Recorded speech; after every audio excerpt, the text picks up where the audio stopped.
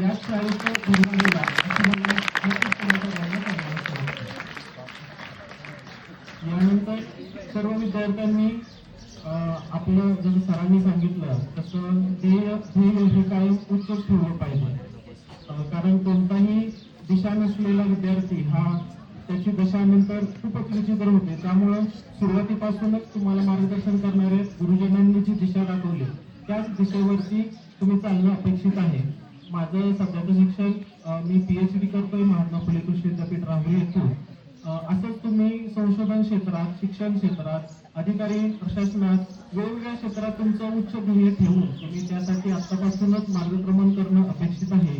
या निमित्ताने मी एवढंच सांगतो, सर्वांनी आपलं ध्येय खूप मोठं ठेवा आणि त्यासाठी आपले आई वडील तसंच सर्व शिक्षक यांच्या मार्गदर्शनावरती तुम्ही पुढे मार्गक्रमण करत राहा. तुम्हाला आयुष्यात कशाचीही कमी पडणार नाही. या